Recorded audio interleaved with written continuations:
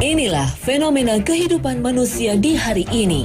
Tempat yang menjanjikan kenikmatan dan kesenangan, manusia yang mendapatkan gelar sebagai manusia sukses, manusia yang sanggup mengoptimalkan waktunya untuk menaklukkan segala tantangan. Klaim orang sukses itu ada dalam diri para pebisnis. Merekalah insan yang mampu meraih keuntungan maksimal karena limpahan harta. Profil mereka seringkali diulas dan diberitakan di media massa. Salah satu alasan di balik tindakan ini adalah semangat untuk meniru ketekunan dan kerja keras mereka sehingga mampu membeli kenikmatan dan menggapai kemasyhuran duniawi.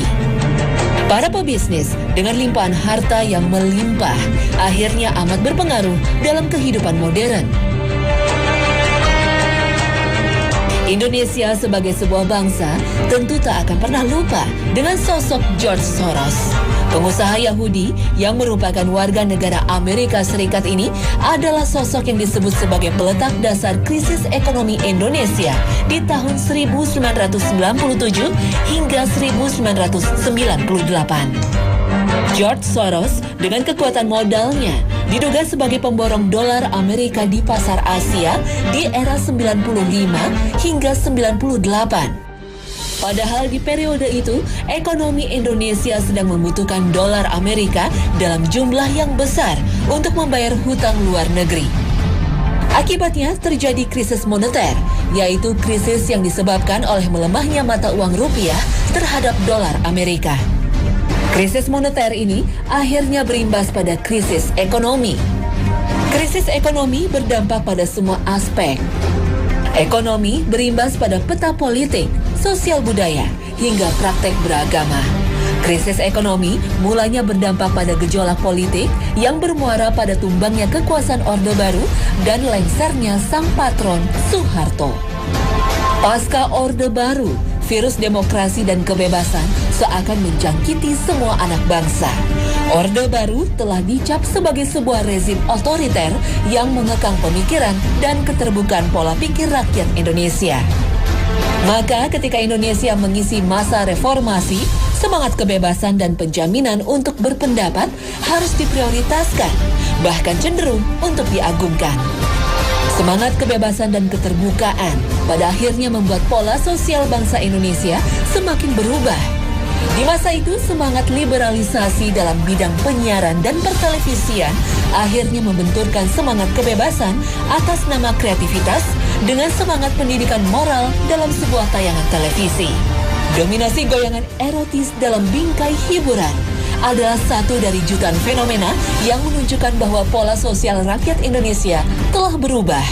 Semangat keterbukaan pada akhirnya malah menjebak bangsa Indonesia pada fakta bahwa kita sebagai sebuah bangsa semakin kendur dalam menjaga nilai moral.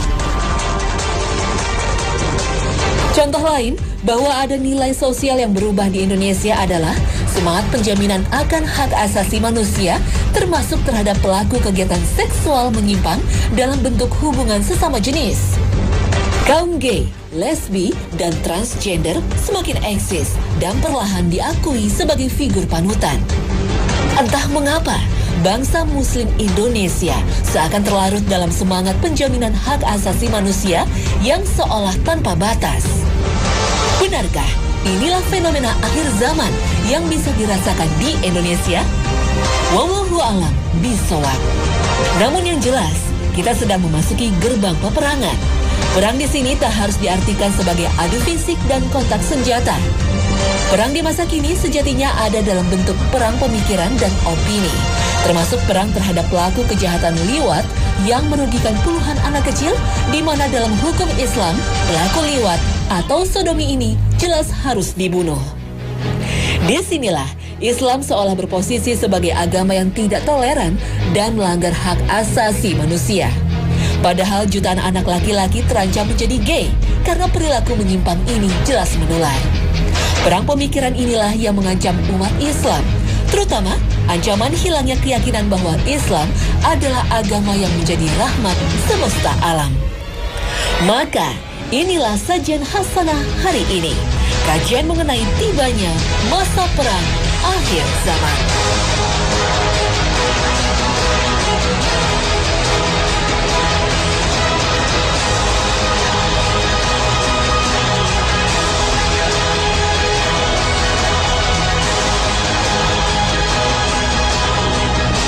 Assalamualaikum warahmatullahi wabarakatuh. Dunia modern seakan hanya membutuhkan satu jenis bahan bakar untuk menggerakkan mesin kehidupannya, yaitu uang. Hampir seluruh aspek kehidupan modern membutuhkan uang. Hampir tiada yang gratis di zaman sekarang. Bahkan udara yang bersih dan sehat menjadi barang yang semakin sulit didapat. Maka tak heran, ekonomi adalah pilar paling utama dalam kehidupan modern yang paling berpengaruh dalam hidup manusia sebagai individu, terlebih sebagai seorang makhluk sosial. Dan saat berbicara siapakah figur penting yang berperan vital dalam sistem ekonomi dan keuangan dunia, maka inilah beberapa nama mereka. Duet Jack Lew dan Janet Yellen adalah dua orang paling berpengaruh dalam sistem keuangan di Amerika Serikat.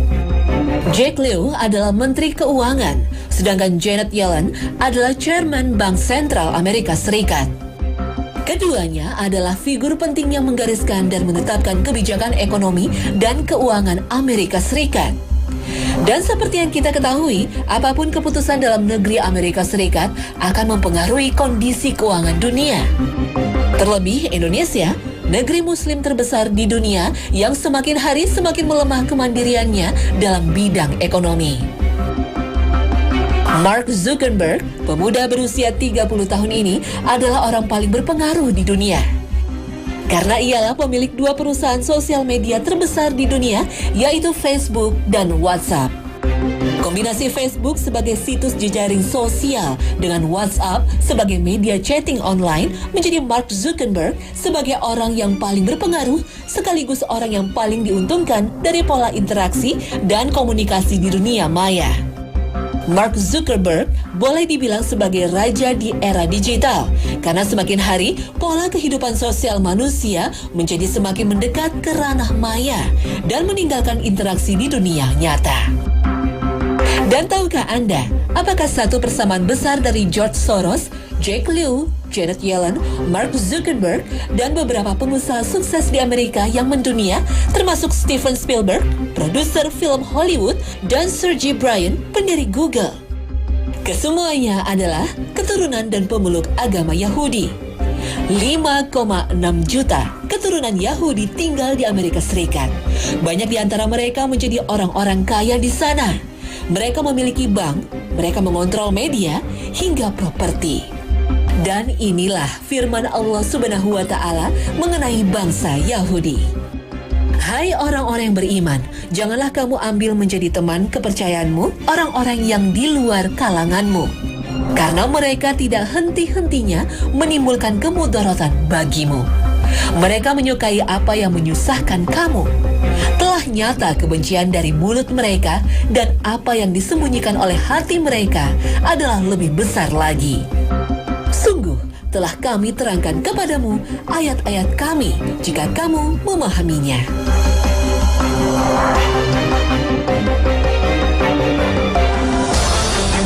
Peran Yahudi dalam bidang perekonomian dunia memang menjadi fakta yang tak terbantahkan.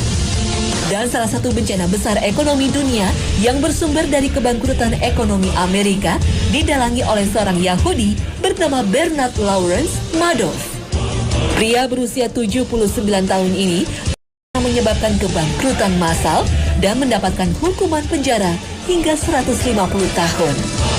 Perusahaan, pebisnis, dan pejabat penting yang berlatar belakang Yahudi telah secara nyata menguasai sistem ekonomi dan keuangan dunia.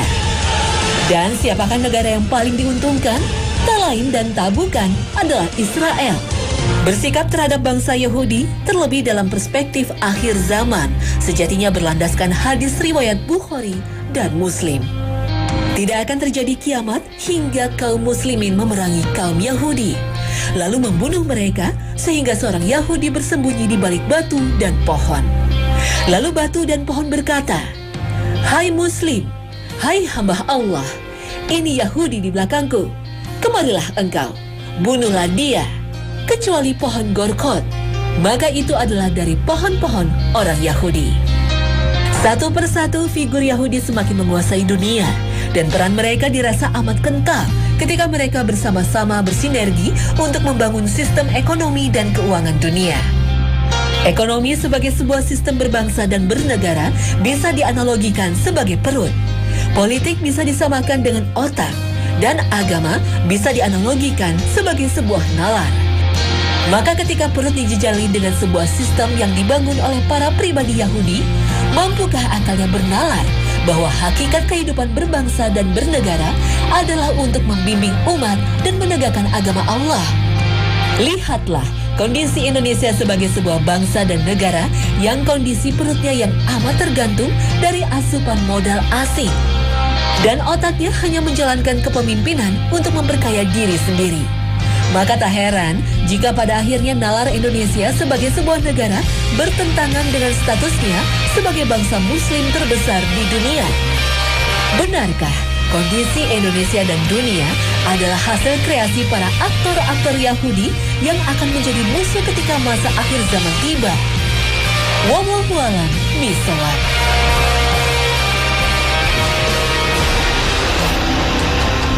Perang akhir zaman tidak akan bisa dielakkan oleh umat Islam. Rasulullah Shallallahu Alaihi Wasallam sempat mengingatkan pada akhir zaman akan muncul Ya'juj wa Ma'juj. Mereka akan menyerang manusia, sedangkan umat muslim akan berlarian menghindari serbuan kaum ini. Setelah menghancurkan penduduk bumi, mereka berkata, penduduk bumi sudah kami binasakan, maka berikutnya yang tertinggal adalah penduduk langit. Munculnya Ya'juj wa Ma'juj menjadi tanda-tanda akhir zaman. Isyarat ini sudah dituturkan oleh Rasulullah Shallallahu Alaihi Wasallam. Seperti dikisahkan oleh Zainab binti Jahsy, Nabi terbangun dari tidur, kemudian berkata, tiada Tuhan yang patut disembah selain Allah. Sungguh kerusakan akan menimpa bangsa Arab akibat datangnya kejahatan yang telah dekat. Hari ini, sebuah lubang sebesar ini telah terbuka di dinding Ya'juj wa Ma'juj. Saat itu Nabi membuat tanda lubang dengan ibu jari dan jari telunjuknya. Ajaran Kristen dan Yahudi juga mengenal bangsa manusia yang akan melakukan kerusakan di muka bumi yang disebut Gog dan Magog. Dalam surah Al-Kahfi ayat 93 hingga 97, dikisahkan Zulkarnain, seorang raja besar pada masa lalu, telah mengurung kaum Ya'juj wa Ma'juj di sebuah lembah di antara dua gunung tinggi dengan membangun tembok penghalang yang terbuat dari besi dan tembaga. Pada ayat selanjutnya, kaum Ya'juj wa Ma'juj akan keluar.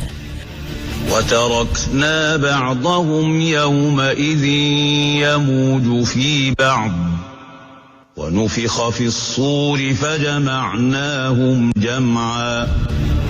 Dan pada hari itu, kami biarkan mereka, Ya'juj wa Ma'juj, berbaur antara satu dengan yang lain, dan apabila sangkakala ditiup lagi, akan kami kumpulkan mereka semuanya. Al-Quran Surah Al-Kahfi ayat 99. Sebagian ahli tafsir berpendapat, tembok dibangun di daerah Kaukasia antara Laut Hitam dan Laut Kaspia. Wilayah ini berada di perbatasan antara Georgia dan Rusia yang penuh dengan pegunungan tinggi dan lembah curam. Kawasan ini dikenal dengan Ngarai Darial. Apakah tembok yang dibangun Zulkarnain ini sudah terbuka dan kaum Ya'juj wa Ma'juj sudah menyebar di muka bumi? Wallahu a'lam.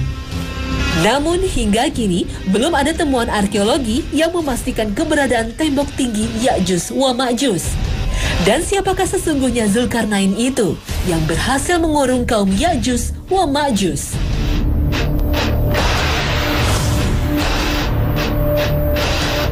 Zulkarnain masih misteri. Siapakah sosok yang disebut dalam Al-Quran ini?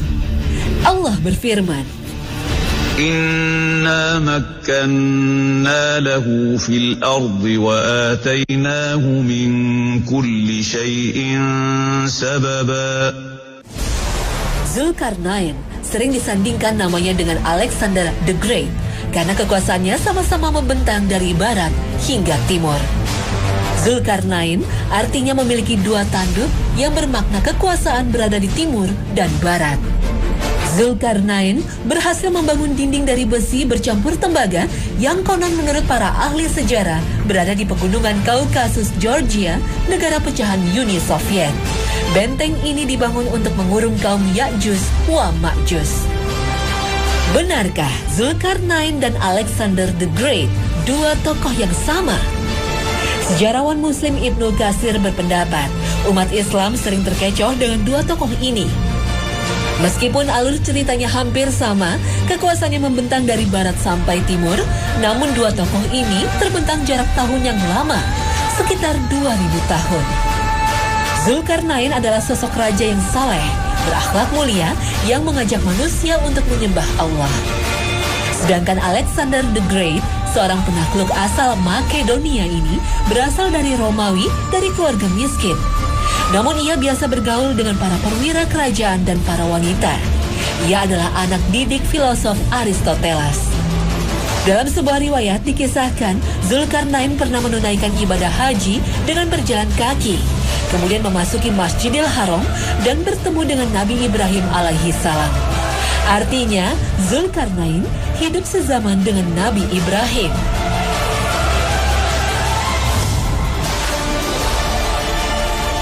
Seorang ahli tafsir, Imron Hussein, meyakini bahwa lepasnya Ya'juj wa Ma'juj sudah dijelaskan dalam Al-Quran, Surah Al-Anbiya, ayat 95. وَحَرَامٌ عَلَى قَرْيَةٍ أَهْلَكْنَاهَا أَنَّهُمْ لَا يَرْجِعُونَ. Sungguh tidak mungkin atas penduduk suatu negeri yang telah kami binasakan bahwa mereka tidak akan kembali. Pada ayat selanjutnya, Al-Quran menjelaskan tentang akan runtuhnya tembok penghalang Ya'juj wa Ma'juj.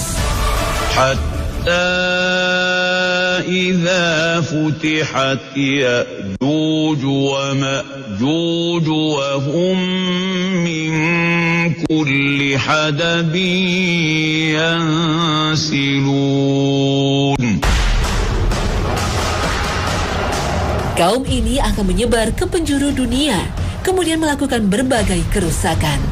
Menurut catatan sejarah, Nebukadnezar, penguasa Babilonia, pernah menghancurkan kerajaan Yahuda yang mengusir kaum Yahudi dari Yerusalem pada abad ke-6 sebelum Masehi, sehingga mereka berdiaspora. Tafsir Imron Hussein ini seperti menunjuk pada kaum Bani Israel yang saat ini kembali ke Yerusalem dan menjajah bangsa Palestina. Inilah kaum yang disebut dalam Al-Quran, kaum yang terusir kemudian kembali ke negerinya. Ibnu Katsir menyebut Ya'juj wa Ma'juj adalah keturunan Adam dari Nuh melalui putranya Yafith. Inilah bapa bangsa Turk yang dikurung oleh Zulkarnain dalam sebuah tembok. Namun yang dimaksud Ibnu Katsir bukanlah bangsa Turki modern saat ini. Bangsa suku nomaden yang pernah menguasai Eropa Timur dan Khazar, kawasan Laut Hitam, dan Kaukasia. Suku Khazar adalah penganut agama Yahudi yang tersebar di berbagai negara, kemudian mereka membentuk komunitas Yahudi yang menempati wilayah Yerusalem. Para sejarawan Muslim berbeda pendapat tentang asal-usul kaum Ya'juj wa Ma'juj ini. Ada yang mengatakan mereka adalah bangsa Tartar dan bangsa Mongolia yang telah menghancurkan kekhalifahan Abbasiyah di Baghdad. Siapakah sesungguhnya Ya'juj wa Ma'juj? Wallahu a'lam. Namun Rasulullah sempat berkhutbah untuk memberi petunjuk tentang ciri-ciri kaum Ya'juj wa Ma'juj ini. Kalian mengatakan tidak ada musuh, padahal sesungguhnya kalian akan terus memerangi musuh sampai datangnya Ya'juj dan Ma'juj. Lebar mukanya, kecil matanya, dan ada warna putih di rambut atas. Mereka mengalir dari tempat-tempat tinggi, seakan wajah-wajah mereka seperti perisai. Inilah salah satu tanda-tanda akhir zaman yang menjadi peringatan bagi kaum mukminin.